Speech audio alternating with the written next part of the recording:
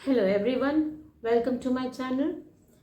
मैं इस चैनल में एक सीरीज़ बना रही हूँ, वीडियो सीरीज़ बना रही हूँ, जिसमें मैं स्ट्रोक के बारे में बात कर रही हूँ from the point of view of those जो कि जिनकी फैमिली में किसी को भी स्ट्रोक आया है और उनकी स्ट्रोक की रिकवरी की जर्नी में वो उन्हें असिस्ट कर रहे हैं, उन्हें हेल्प कर रहे हैं। और जिन्हें स्ट्रोक आया भी है उनके बारे में भी अगर एक डॉक्टर के पॉइंट ऑफ व्यू के अलावा जो हम जो एक्सपीरियंस करते हैं उसके बारे में मैं एक वीडियो सीरीज बना रही हूँ और ये सेकंड वीडियो है। उसमें इस वीडियो में मैं अगेन कुछ ऐसे क्रिटिकल स्टेप्स के बारे में बात करना चाहूँगी जो कि हमें इमीडिएटली लेने चाहिए जब स्ट्रोक होता है ना। इसके बारे में बहुत से वीडियोस हैं जो बताते हैं, या इवन व्हाट्सएप पे मैसेजेस हमें अब आने लग गए हैं जो हमें अवेयर करते हैं, जो कि हमें क्लियर अब पता भी है। एक है स्लर्ड स्पीच, एक है एक side of the body very heavy हो जाना एंड विजन डिफरेंस होना और कंफ्यूजन होना। सो यस, ये 4 सिम्टम्स बहुत क्लिनिकली और बहुत क्लियरली वीडियोस में और डॉक्टर्स भी एक्सप्लेन करते हैं। Now what I am trying here is कि हमारी लाइफ में, प्रैक्टिकल लाइफ में इतना ज़्यादा क्लियर बहुत कुछ कई बार नहीं दिखता है, और अगर दिख भी रहा है तो हमें स्ट्राइक नहीं करता, टू बी वेरी ऑनेस्ट। तो आई वॉन्ट टू शेयर कि क्या हुआ 12 साल पहले जब मेरे फादर को स्ट्रोक आया, जबकि मेरी मदर को थोड़ी बहुत इंफॉर्मेशन थी।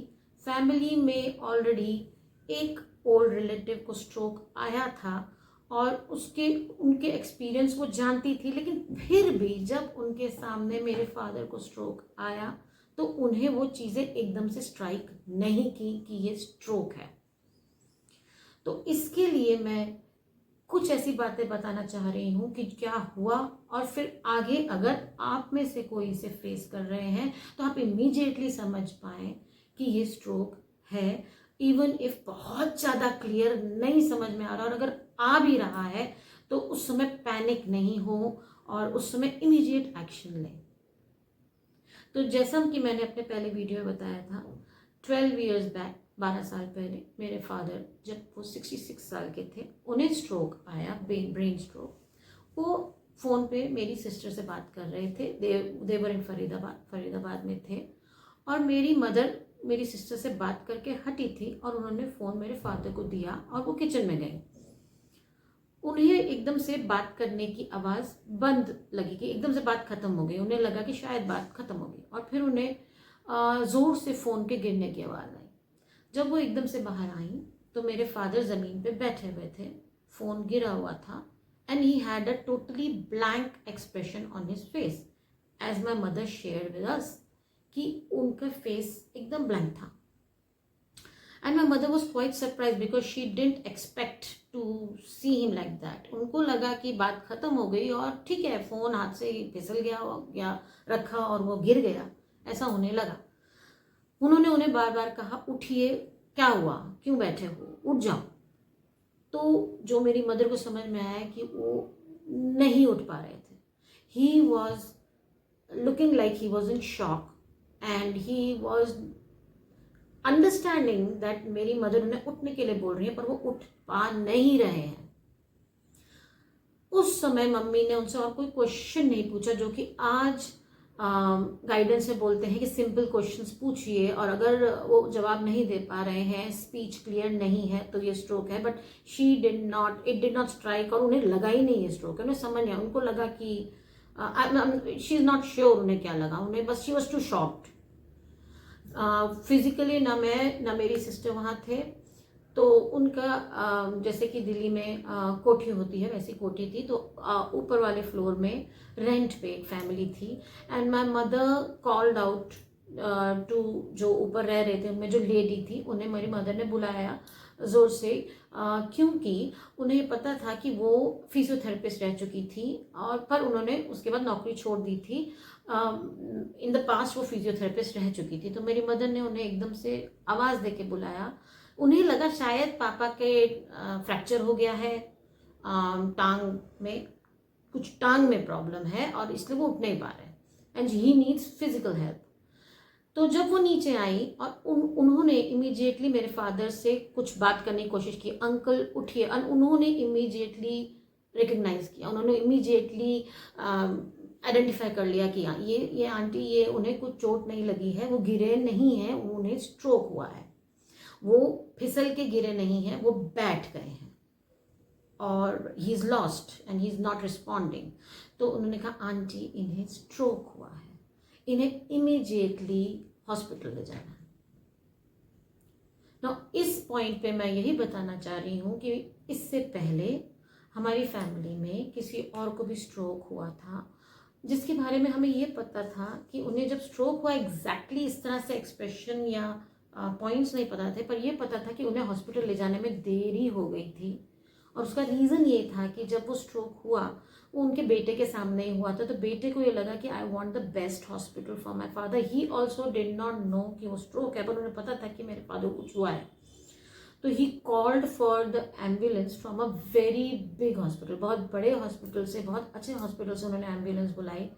लेकिन उस पर प्रॉब्लम ये हुई, ये जो हुआ था ये बॉम्बे में हुआ था, और जब तक वो एम्बुलेंस हॉस्पिटल से आई और उन्हें लेके हॉस्पिटल पहुंची, तब तक वो जो एक गोल्डन पीरियड होता है जो कि इमीडिएटली स्ट्रोक के केस में मेडिकल अटेंशन की ज़रूरत होती है, वो टाइम निकल गया था और उनको काफ़ी डैमेज हुआ।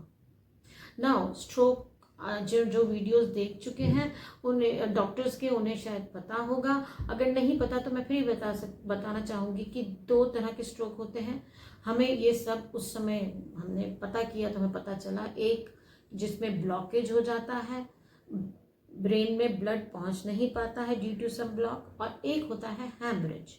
तो जितनी जल्दी हो हैमरेज माने कि कुछ ब्लड एक्चुअली में कुछ हैमरेज हुआ है, कुछ डैमेज हुआ और ब्लड निकला है वहाँ से ब्रेन में, तो जितनी जल्दी हो सके अगर हम हॉस्पिटल ले जाते हैं अपने पेशेंट को, तो वो उसे रिकग्नाइज कर पाते हैं, वो ये पता कर पाते हैं कि ये किस तरह का स्ट्रोक है, और अकॉर्डिंगली इमीडिएटली उन्हें मेडिकल ट्रीटमेंट शुरू हो जाता है। तो उस समय मेरी मदर को ये बात बहुत इम्पॉर्टेंट ये तो ज़रूर पता था कि अब टाइम नहीं वेस्ट करना है, अब जितनी जल्दी हो सके इन्हें हॉस्पिटल लेके जाना है। हॉस्पिटल बहुत पास था, 10 मिनट की दूरी पे था, लेकिन कोइंसिडेंटली उस समय घर में कोई नहीं था जो उन्हें ड्राइव करके ले जा सके। माय मदर थॉट कि एम्बुलेंस बुलानी चाहिए, लेकिन वही चीज़ कि जब तक एम्बुलेंस आए लेके जाए, she rushed out and Faridabad में जहाँ वो रहते थे वहाँ पे उन्हें ये पता था कोई ना कोई घर पे होगा जहाँ पे जिनके पास कार होगी, और उन्होंने ऐसे ही वहाँ पे रिक्वेस्ट किया और इमीडिएटली नेबर्स में से लाइफ सेविंग के जैसे एंजल के जैसे समवन केम और उन्होंने इमीडिएटली अपनी कार में मेरे फादर को डाल के 10 मिनट के अंदर अंदर वो हॉस्पिटल लेके गए। नाउ जब ये होता है तो एक और बात बहुत इंपॉर्टेंट होती है, जो थर्ड पॉइंट है, you have to be very clear with the doctors when you reach in emergency. वो कोई भी इमरजेंसी एक्सपेक्ट कर रहे होते हैं ना, आप जब इमरजेंसी में जाते हो तो आपको बहुत क्लियरली एक्सप्लेन करना है क्या हुआ है। अगर आप उन्हें एग्जैक्ट टर्म्स भी आपको नहीं पता, मेडिकल टर्म्स नहीं पता, लेकिन आपको बहुत क्लियर बताना है कि आप वहाँ पे इमरजेंसी में किस लिए पहुँचे हो, सो दैट बहुत जल्दी इमीडिएटली वो एक्शन ले पाए। अगर आप वेग हैं या आप खुद कंफ्यूज्ड हैं या पैनिक में हैं तो आपको अपने को कंट्रोल में लाना पड़ेगा, क्योंकि जब तक आप क्लियरली नहीं बताओगे वो समझने की कोशिश करते रहेंगे कि क्या हुआ है, नो। सो मेरे हिसाब से ये 3 पॉइंट इस वीडियो में मैं हाईलाइट करना चाहती थी कि even though we are aware of symptoms now, many people are, उस समय स्ट्राइक करना ज़रूरी है कि हमें उस समय स्ट्राइक करे कि ये हो रहा है, ठीक है। और सेकंड, हमें इमीडिएटली हॉस्पिटल पहुंचना है ना। मेरे पेरेंट्स के घर के पास बहुत अच्छा हॉस्पिटल था, उन्हें वहाँ बेस्ट मिलना था, लेकिन अगर आपके घर के आसपास बहुत ज़बरदस्त हॉस्पिटल ना हो तो भी आप एक ऐसे हॉस्पिटल में ले जा सकते हैं जो हॉस्पिटल इक्विप्ड हो स्ट्रोक के पेशेंट्स को हैंडल करने के लिए, और बाद में अगर आप चाहें तो आप वहाँ से बिगर हॉस्पिटल में शिफ्ट कर सकते हैं अगर आपको लगता है कि we want bigger better hospital, better treatment. तो पर आप अवेयर रहें कि आप इमरजेंसी में कौन सा हॉस्पिटल लेके जाएंगे जो इक्विप्ड हो इस सिचुएशन को हैंडल करने के लिए, और वहाँ जल्दी से जल्दी पहुँचना है। ये मेरे 3 पॉइंट इस वीडियो के लिए थे। मैं इस सीरीज़ में और भी वीडियोस डालूंगी। अगर आपको ये वीडियोस पसंद आ रहे हैं तो लाइक करें, सब्सक्राइब करें, ताकि और भी लोग इन वीडियोस को देखें और अपने एक्सपीरियंसेस शेयर करें। और अगर वो इससे बेनिफिट होता है, अगर एक भी कोई इन वीडियो से बेनिफिट होता है, कनेक्ट होता है, तो मेरा ये एफर्ट, मेरा ये प्रयास सफल होगा। So thank you so much for giving me your time.